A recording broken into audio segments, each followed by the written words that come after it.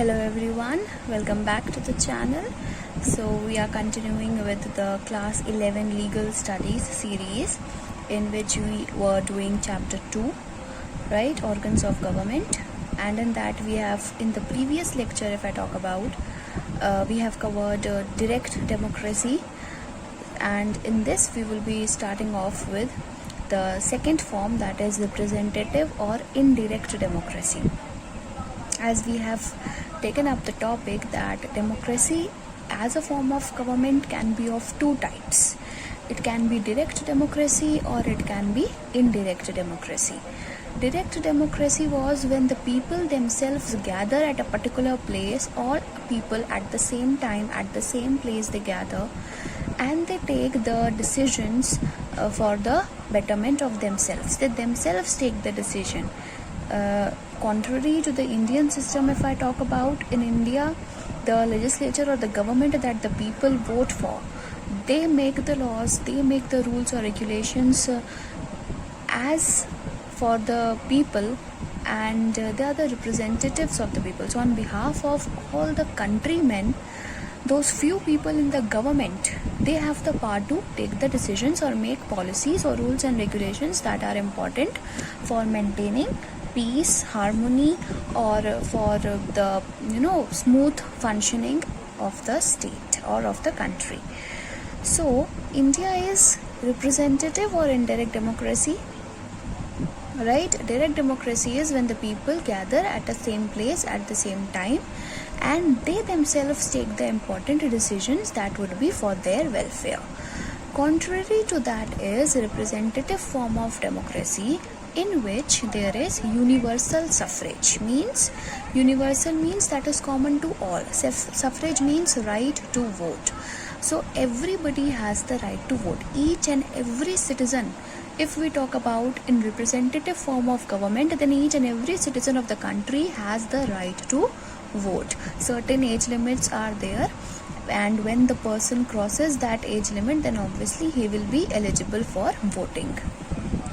Right, as in India, you may know that a person, when attains the age of 18 years, then he is eligible to vote in any election. Let it be the Legislative Assembly election or the Lok Sabha election, right, Vidhan Sabha election, any election.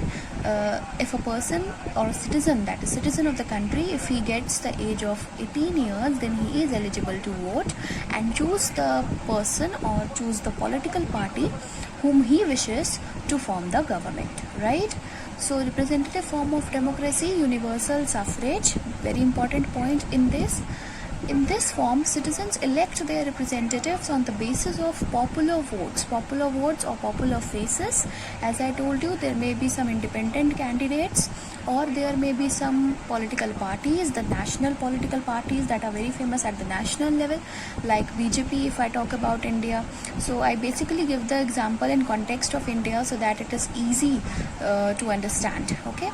The will of state is formulated and expressed through representatives. Representatives form a law-making and law-executing agency for a fixed term. So what happens? The will of the state means the wish of the state is expressed through the people whom they vote. If BJP is ruling at the center right now, right? So the representative of the common public is the BJP government at the center. We can say this thing. And the will or the wish of the state is taken into consideration by the government at center or at state, whatever it be. They take into consideration that what are the interests or what are the wishes of the people, and according to that they frame the laws, okay? And the representatives are for a fixed tenure on that post. Like in India, government is generally appointed for 5 years, right?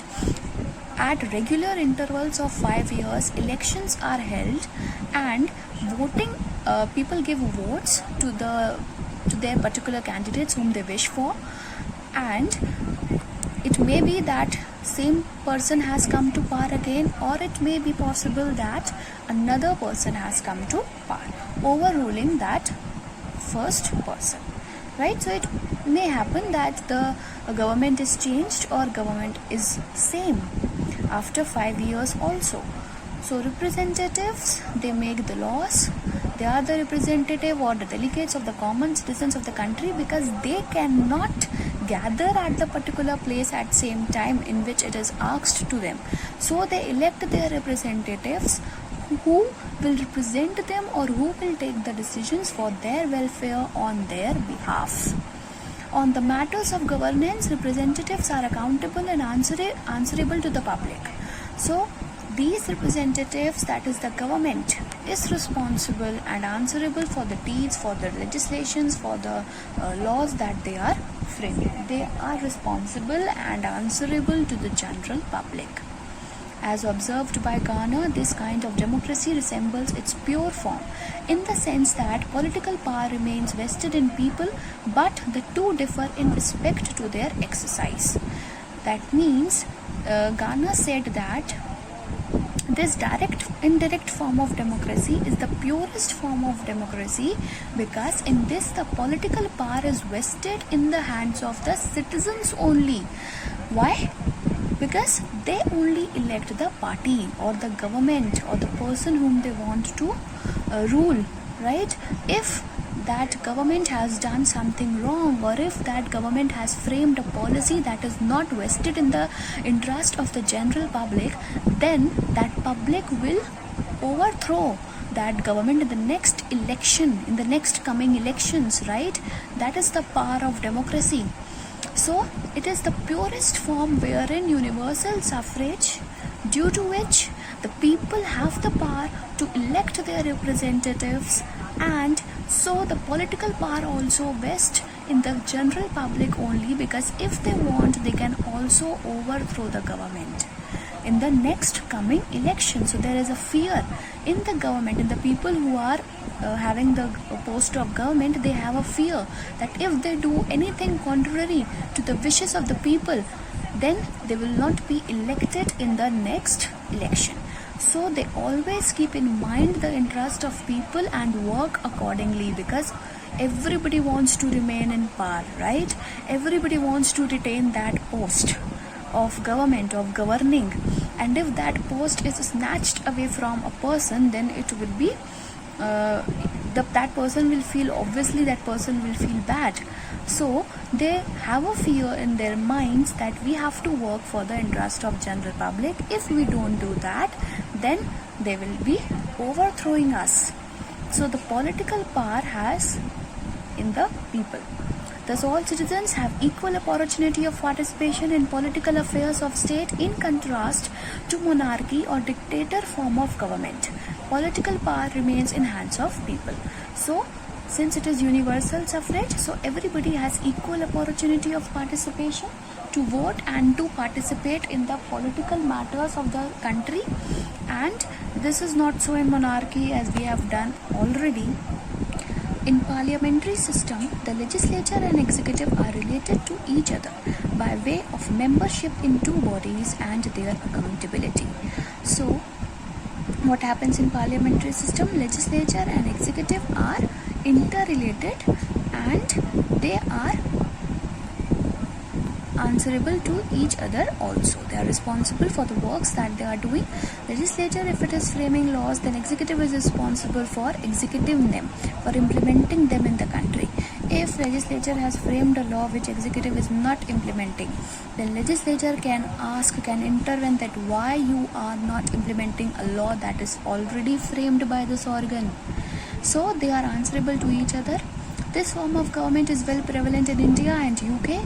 Executive body, while implementing laws and discharging its responsibilities like health, education, food, public distribution, defense, police services, etc., is responsible to legislature. As I said, they are responsible and answerable to each other, and this type of parliamentary system exists in countries like India and UK. I already give you the example of India in various contexts, and I always take the example of my country itself because that's the best example. You also have observed it, I am also observing it, so things can get conveyed easier and you can also understand it easier. As stated by Professor M.P. Jain, a notable principle underlying the working of parliamentary government is principle of collective responsibility, which represents ministerial accountability to legislature. That means collective responsibility means that the ministers are accountable to the legislature. That means the council of ministers who work as a team, they are responsible and answerable to the prime minister and to the general public, obviously. Principle of collective responsibility means that council of ministers working as a team or a unit and is responsible as a body for general conduct of affairs of government. Council of ministers, there are a group of ministers who work as a single unit under the prime minister, right? And they are given various portfolios or various departments like defense department, foreign ministry, right? So they are given various portfolios, and each portfolio, if it is divided, that means they have specific functions to perform, right? Foreign ministry will take the matters relating to international relations of India with other countries, right? As I said, I will give you the example of India again and again, so it's here as well, right? So principle of collective responsibility means that council of ministers who work as a unit or a team are responsible or are accountable to the general conduct of the government in itself, and government is responsible to the general public. So council of ministers responsible to the overall conduct of affairs of government, and government in turn responsible to the general public. All ministers stand or fall together in parliament, and government is carried on as a unity, because government council of ministers and prime minister से ही मिलकर बनी होती है. So all these are in a unit, all these are as a unit. If the government is formed, then that unit will again be formed. If the government falls due to shortage of votes or seats, then that whole ministry will also fall down. This form of government is also termed as cabinet government by Sir Ivor Jennings, an English lawyer and academician, and prime ministerial government by Richard Crossman, an English author and politician. So you may have heard cabinet ministers, right? You may have heard this term, cabinet minister hai ye, cabinet minister. So this form of government is also called cabinet government, and this term was given by Sir Ivor Jennings. And the prime minister government, because prime minister is the head of council of ministers and the head of the government also. So prime ministerial government, this term was given by Richard Crossman. In presidential system, executive branch of government is independent of legislature for its tenure and actions. When we talk about the presidential form of government, then the executive branch is independent of legislature. Legislature से वो independent होती है for what the actions that executive is doing. In words of Garner, presidential government is that form in which chief executive is independent of legislature as to his tenure and to a large extent as to his policies and acts. In this system, nominal head of the state is also the real executive. So what happens according to Garner? What is presidential form of government? Presidential form of government is one in which the chief executive or the head is independent of the works of the legislature and also independent of the tenure. Legislature has a particular tenure, but executive will not have that particular tenure, and the policies or actions are also independent. This form of government is in US and Argentina. I think I'm leaving over here. Next we will be continuing with this paragraph only, this form of government prevalent in US and Argentina. So this is all for today's lecture, to be continued in further series. If you like my content, do like the videos and don't forget to subscribe to my channel. Thank you.